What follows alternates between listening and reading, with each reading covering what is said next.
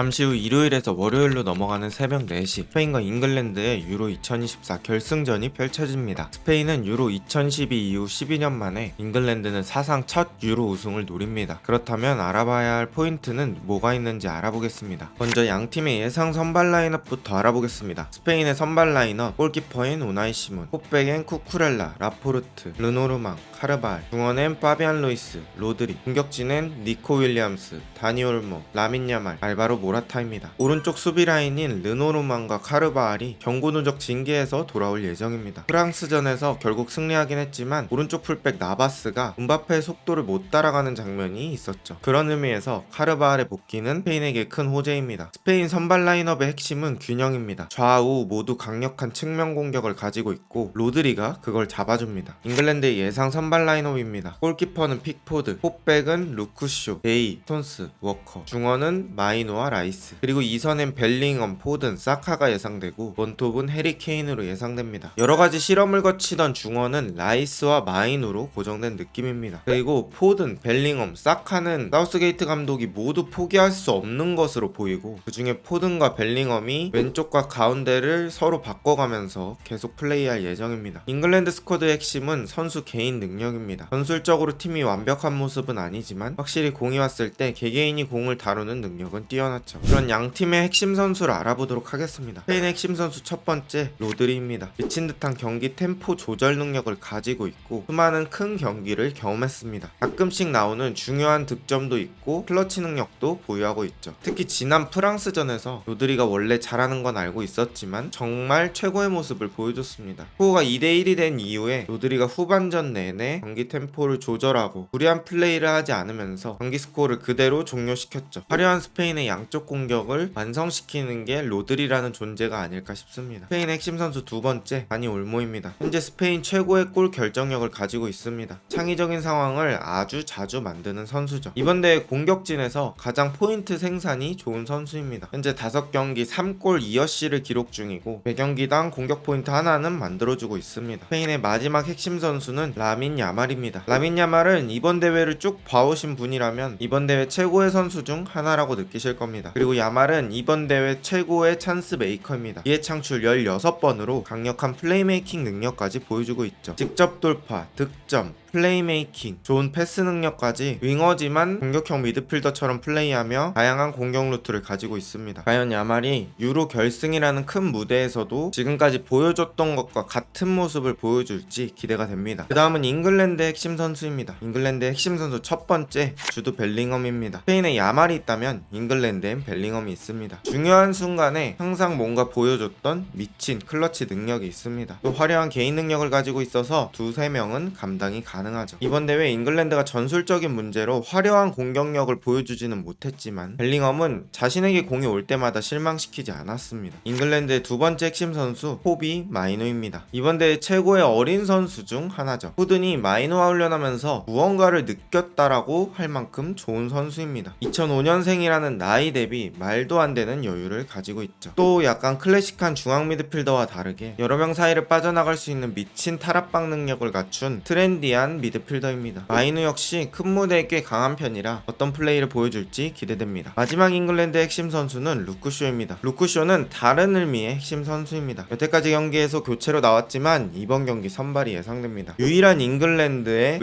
왼발 수비이며 어느 정도 몸 상태를 보여주느냐에 따라서 잉글랜드의 좌측 공격이 살아날 예정입니다. 만약에 잉글랜드가 왼쪽에서도 공격을 잘한다면 좌우 강력한 공격력을 가질 수 있게 되고요. 그만큼 스페인의 수비는 분산될 것입니다. 루크쇼가 결승전에서 정상 활약을 보여주느냐가 또 다른 잉글랜드 스쿼드의 핵심이라고 볼 수 있겠네요. 그렇다면 이제는 양팀이 전술적으로 어떤 모습들을 보여줄지 알아보도록 하겠습니다. 일단 양팀의 전술 싸움은 측면에서 일어날 예정입니다. 스페인의 대표적인 공격 전술은 측면 윙어들이 개인 능력을 바탕으로 상대 수비수들을 끌어당기고 거기서 나오는 간접 효과를 노리는 방식이었죠. 니코가 수비 2명을 끌어당기고 뒤에 있는 라포르트한테 패스하면 그때 이때 파비안 루이스가 동시에 박스로 들어가면서 라포르트가 파비안에게 패스를 넣어주는 장면이라든지, 혹은 왼쪽 측면에서 라포르트, 그러니까 왼쪽 센터백이 높은 위치까지 올라오면서 순간적으로 4대3 수적 우위 상황을 만들어주는 장면이라든지 여러가지 것들을 왼쪽에서 해볼 수 있습니다. 당연히 이런 공격에 시간이 많아질수록 잉글랜드의 오른쪽 공격은 뒤로 물러나게 됩니다. 즉 사카, 워커, 포든 이런 선수들을 수비에 묶어놓을 수 있다는 말이죠. 가장 대표적인 경기가 스페인과 이탈리아 경기였습니다. 그때 니코가 이탈리아의 디로렌초와 키에사를 계속 수비 쪽에 묶어놓으면서 상대 역습의 핵심인 키에사가 역습하는 장면이 거의 안 나왔습니다. 수비에 체력을 다 쓴 거죠. 그런 식으로 최선의 공격이 방어라는 말이 있는 것처럼 스페인의 왼쪽 공격 시간이 중요할 것 같습니다. 또 스페인의 무서운 점은 좌우 공격이 밸런스가 잡혀있다는 거죠. 왼쪽에서 안 되면 니코가 로드리를 통해서 야말 쪽으로 전개하고 야말이 솔로 플레이를 할 수도 있습니다. 야말이 공을 잡았을 땐 항상 카르바알이 주변 움직임을 가져가 주는데요. 이런 것들이 잉글랜드의 수비진을 어떻게 공략할지가 중요합니다. 반면에 잉글랜드는 결승까지 올라오는데 시원한 경기력은 아니었습니다. 특히 잉글랜드가 가지고 있는 스쿼드 구성에 비해선 너무나도 아쉬운 경기력이었죠. 하지만 바로 직전 경기 네덜란드전에서 전술적으로 좋았던 포인트들이 있습니다. 첫 번째는 바로 잉글랜드의 큼지막한 반대 전환들이 많이 일어났다는 겁니다. 실제 경기 장면인데요. 워커가 아케 쪽으로 뛰어들어가면서 사카를 프리맨으로 만들어주고 라이스가 사카에게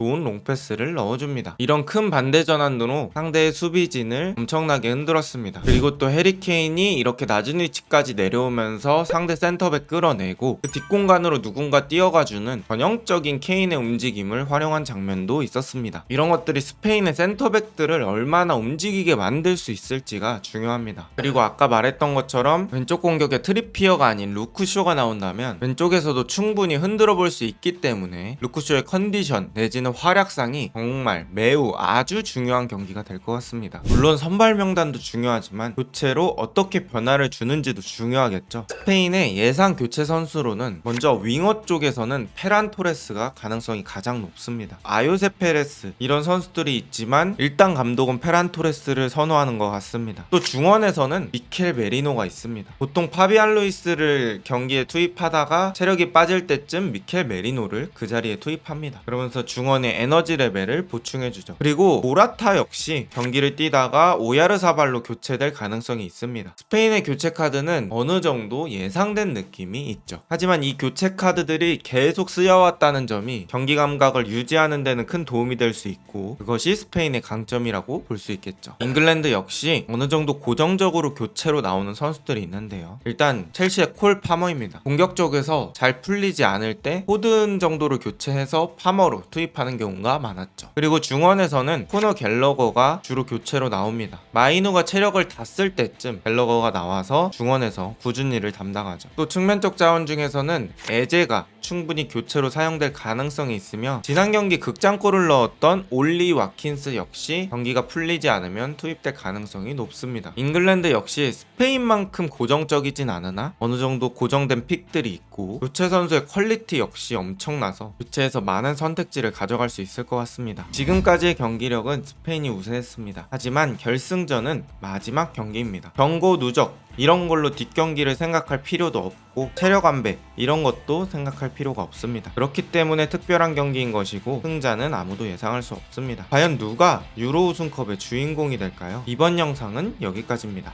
좋은 하루 되세요.